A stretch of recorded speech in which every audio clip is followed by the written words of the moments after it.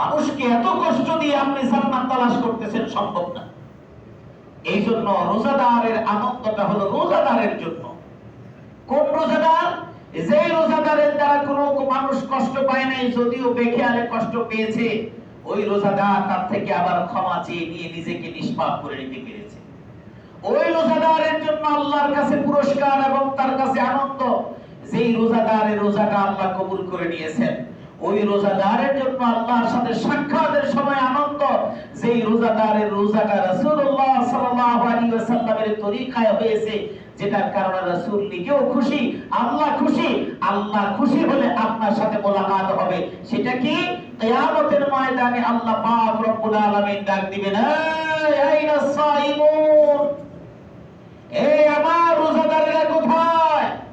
হাসরের ময়দানে রোজাদার তো সবাই থাকবে, সবাই তো বলবে আছি আমি, কিন্তু কাজ হবে না। রোজাদারের কোয়ালিটি আছে, ওই রোজাদাররাই শুধুমাত্র যাবে। আল্লাহ রাসূল সাল্লাল্লাহু আলাইহি ওয়াসাল্লাম বলেছেন, ইন্না ফিল জান্নাতি বাবান ইউকালু লাহুর রায়্যান, জান্নাতের অনেক দরওয়াজা, একটা স্পেশাল গেট।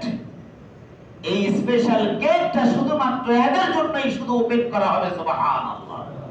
ইয়াদখুলু মিন ফীহি সাইমুন, ওই গেট দিয়ে শুধুমাত্র স্পেশাল আল্লাহর প্রিয় বান্দা যারা, বান্দি যারা রোজা রেখেছে, আল্লাহর সান্নিধ্য লাভে ধন্য হতে পেরেছে, রোজাটা আল্লাহর কাছে কবুল হয়েছে, ওদেরকে আল্লাহ নিজে দেখে দেখে বলবেন, আইনা সাইমুন, কোথায় আমার সেই রোজাদারেরা? যেই রোজাদারেরা শুধুমাত্র আমাকে সন্তুষ্টির জন্য রোজা পালন করেছে। রোজা পালন না খেয়ে থাকে না। রোজা পালন মানে হলো আমি না খেয়েছিলাম, আমি আল্লাহর বিধান পালন করেছি, যা আমাকে নিষেধ করা হয়েছে তা আমি বর্জন করেছি, এবং এক মাসের চার্জ নিয়ে ফুল বডি এবং অন্তরটাকে চার্জ করে পরবর্তী 11 মাস আমি এই চার্জে আমি আবার এইভাবে চলেছি, পরের রোজা আমি পালন করেছি। এই রোজাদারের জন্য আল্লাহ তখন ঘোষণা দিবেন, কোথায় আছো রোজাদারেরা? আসো আমার এই সম্মানিত দরজা দিয়ে তুমি জান্নাতে প্রবেশ করো। সুবহানাল্লাহ। ফামান শাহিদা মিনকুমুশ শাহরা ফালইয়াসুম, সুতরাং যার কাছে মাহে রমাদান আসলো সে যেন অবশ্যই মাহে রমাদানের রোজাটা পালন করে। সুবহানাল্লাহ।